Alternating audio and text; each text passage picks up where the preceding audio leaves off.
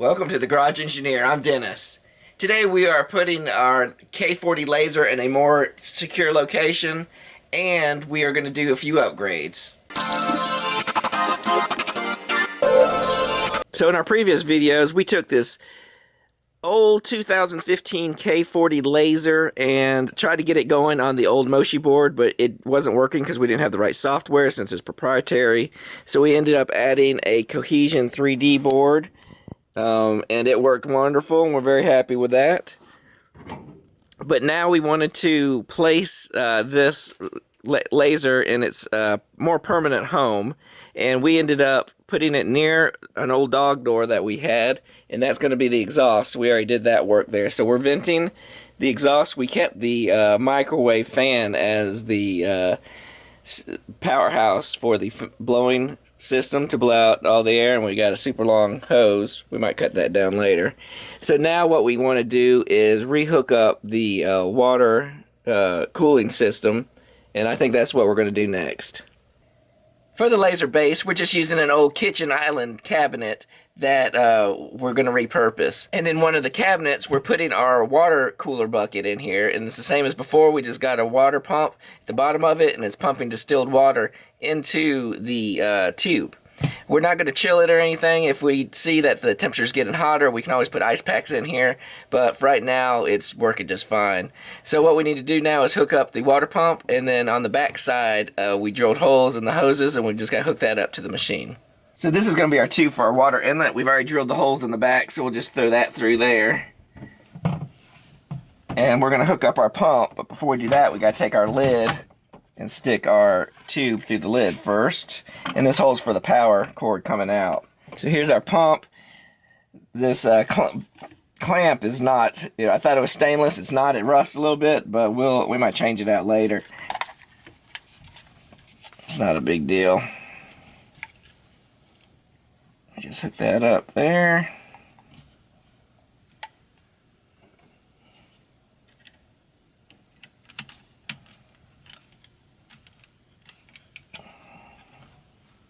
Then we want to run our plug up through the lid also. We'll go ahead and do that.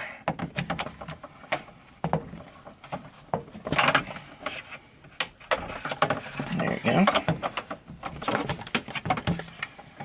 So now we'll just lower the pump down into the base here. And it's got some suction cups on the feet, so I'll make sure that stick down in there. And then we will put this going out the exit hole here. And we'll stick the plug through there also.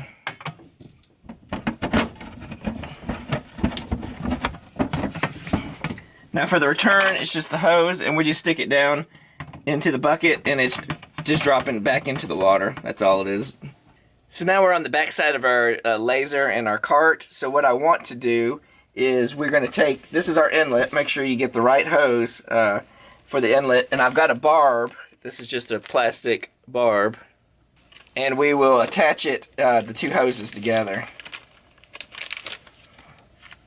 Make sure you get your clamps on.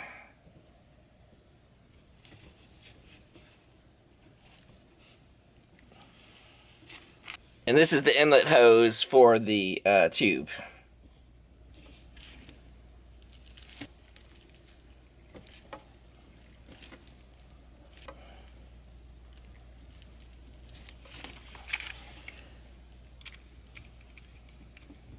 And there you have your splice connection. Let's move on to the outtake. So we're going to add a cool little addition to, for any laser actually. What we have is a set. We'll be adding a water flow indicator. This doesn't tell you the RPMs of how much water is flowing, but at least it tells you that water is flowing through the system. Now connected to that, we have, this will tell us the temperature of the water, and then this is the thermometer that will attach to the top of the water flow indicator. So at least we'll know what the temperature of the water is coming out of the tube, and we can vary it if we have longer jobs and we see that it's getting too hot, then that will tell us. Now the good thing about this is this unit runs on 5 to 24 volts. If you remember when we added the cohesion board, the instructions were to not use the 24 volts coming from the laser power supply, that it had the board had its own power supply. So this is 24 volts and it's not being used, so we'll use that to power the display and the thermometer. So everything will work out, and then we've got a ground in the back. We'll get to that in just a minute. But I think we've got everything laid out. Let's go ahead and hook up the tubing to the water indicator, and we'll go from there.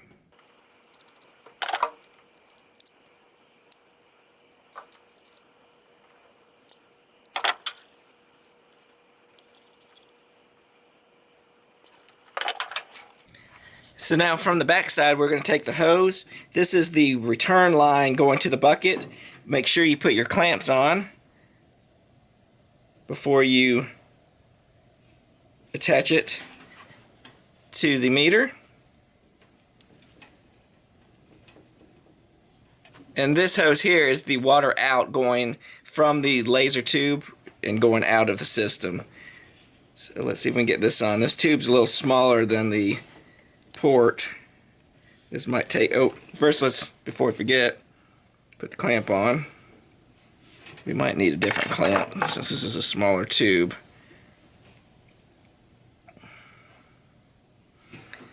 Let's see if we can get this tube on here. The diameter of this tube is just a little smaller. It's not 1/4 inch like the other tube that came with it.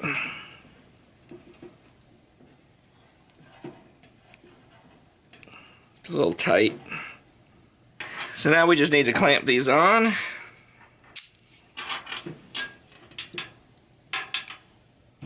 One like that. And we'll just screw the other one on here. And that should do that there. There you go. So we'll probably mount this indicator right about here. We're going to take off our adhesive, protective adhesive strip there. I can never get it off. Let's see, get a knife here. I can never get this tape off. The protective tape. There you go. And we will mount it right there.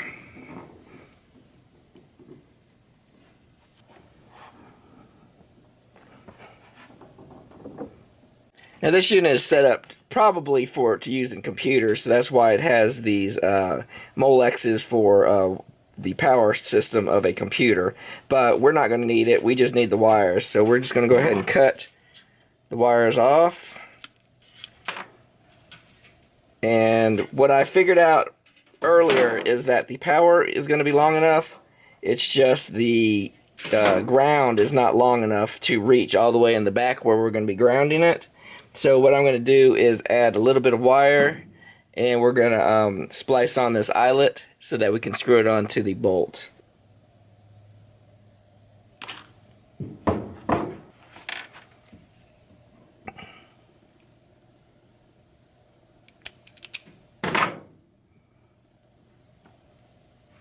Now this eyelet I think is a little too big for this gauge of wire, so we'll clamp it down, but we're going to solder it, and we get to use our soldering iron that I love.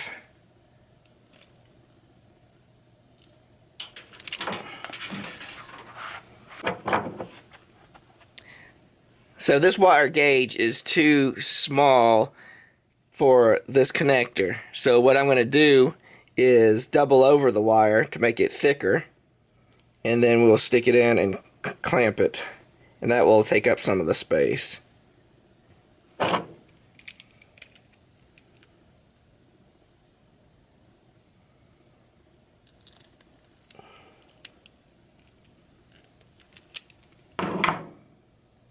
And physically, that's in there, but I want to, let's make it really permanent. So if you haven't seen this, comes up at the shop quite a bit. This is one of my favorite tools I've got. I know I do mostly woodworking. I like to do electronics as fun as that's my hobby. And this is just a time saver. This is a Pine 64 pine saw. And what it is, it's a variant of the T100 soldering stick. what it can do is you can hook it up to a USB-C power supply, or you can use a battery pack. Right now we're just hooked up to the wall, but the thing about this is the T100s have only the DC jack. But the benefit of this is you can connect this to USB-C powered, and it takes 8 seconds to heat up, and it even tells you, you can even watch the temperature rise. And we've done a product review. Let's see here, we'll turn it on, and you can see the temperature rising to, I think we got it set to 380, but it only takes like 8 seconds or less. We've done some tests on it. 390, so around 400 is what I've got. You can vary it, you can change it, but it's awesome. It's heated and ready to go. So I'm just using my little third hand here to hold the wire. That way I can use both of my hands for free, or freed up. So we'll just hit that with a little bit of heat, and we'll get some solder in there. And I'll make that mechanical connection a little bit more secure. Perfect. Now we'll just trim the other end of the wire. And we'll trim this end also.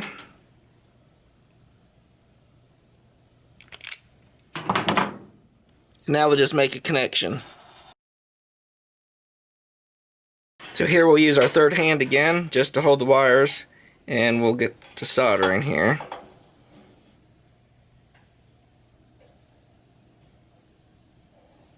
And once that cools down, we'll just add a little bit of electrical tape to hide the connection there.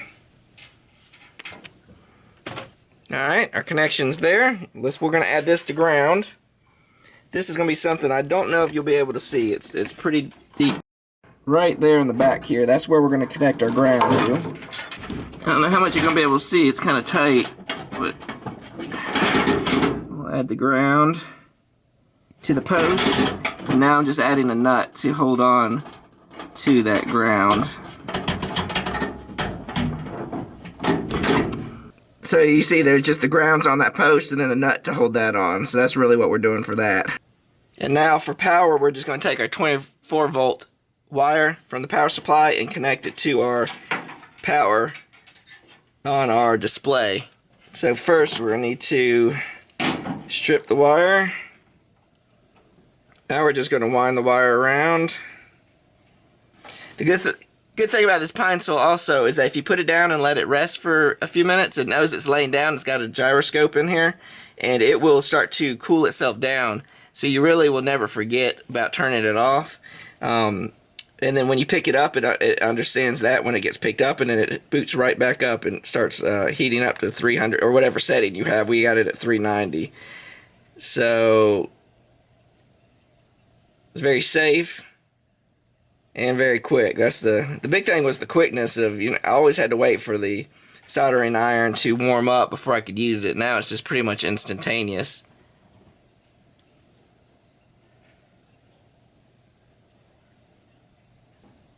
Now we'll just add a little electrical tape here to protect the wires.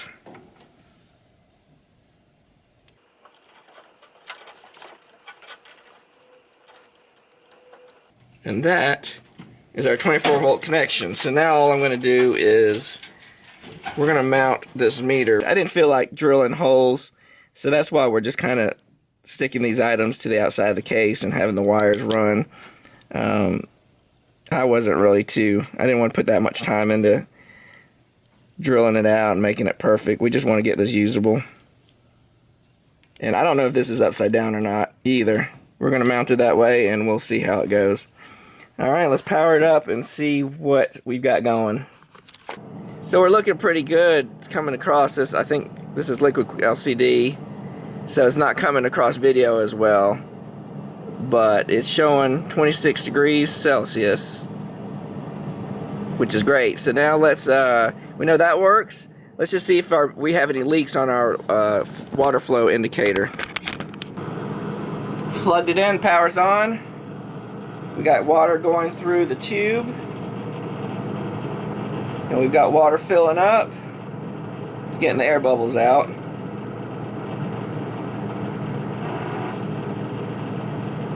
and we're not getting enough.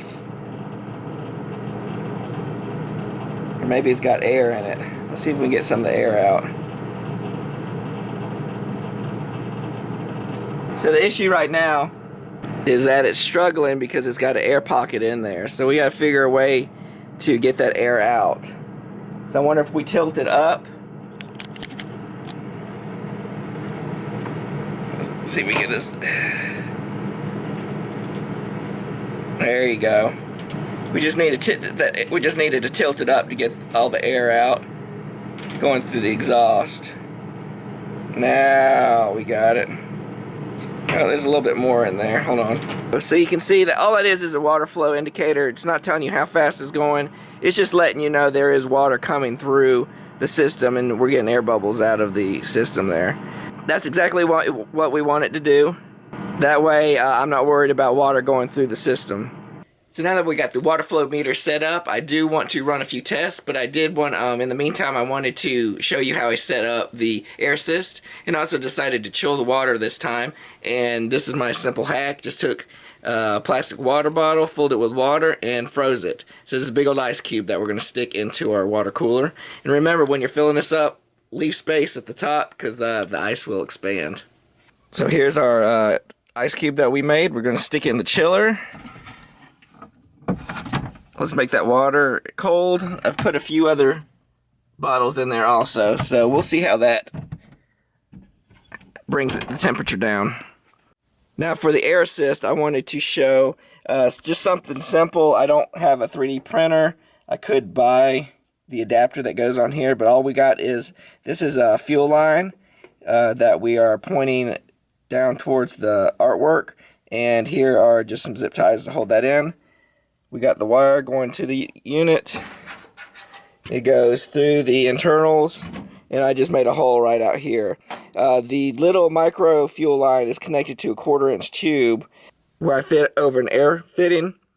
And then this air fitting is connected to this used to go onto a compressor, but the compressor was bad. So what this allows me to do is I can control the airflow rate, slow or fast. Whereas if you saw in the other video, we were using a air pistol, and we had to use a clamp to open it up. This way it can be a little bit more refined air pressure, and then we'll just hook this up to our just little compressor. Some people have different sizes, but I'm just using a little trim nail compressor that we've got right there. It cycles a few more often, but it does the job. So I've got everything turned on. Our water is flowing with our indicator. The thermometer is on. The laser's not on yet, but I wanted to show here that the temperature is slowly decreasing. The ice packs have been in there for about 5 minutes, so they really haven't had that enough time to get it chilled completely, but we're slowly decreasing. We want the temperature range to be around 15 to 20 degrees Celsius. As you can see, we're at 22.8, and it's slowly dropping, but it might take a little while for that to get cold enough. We'll give it a few minutes and see how we do. It's been about 5 minutes, and I've given it time to chill. I've got a laser thermometer here. I'm going to take the temperature. Water temperature is at 20.8, and that's kind of where we want it. And let's see what the meter's reading. So the meter's reading 21, still going down a little bit, so it's not that far off. A little close. I mean, what do you expect? You got a lot of loss going through the tubing and all that. Can feel the tube. I feel slightly cool. Let's make sure we don't have any leaks back here. I don't see any dripping water. It's a good sign.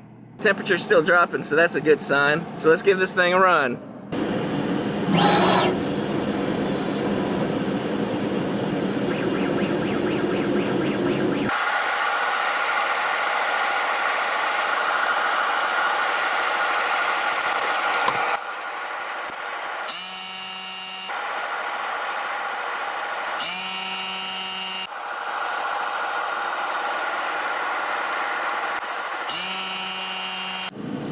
So there you go, little logo. I'm working for my local wood turning club that here in Georgia, and wanted to show after that took about 4 minutes or so to run. It's about a 2-inch wide, and we're still hovering at 20 degrees. So it's doing its job. It's on the high end.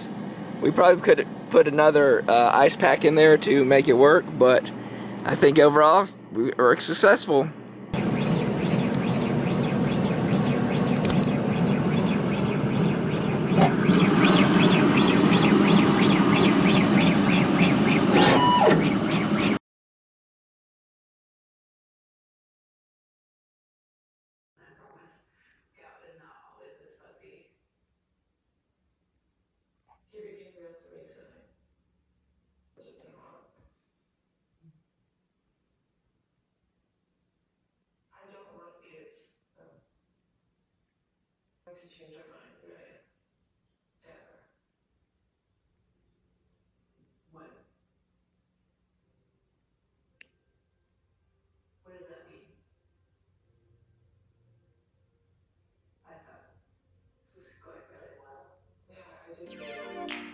And if you'd like to see more videos like the one that you just saw, you can check here and here. And remember the ABCs of making. Always be creating. Till next time.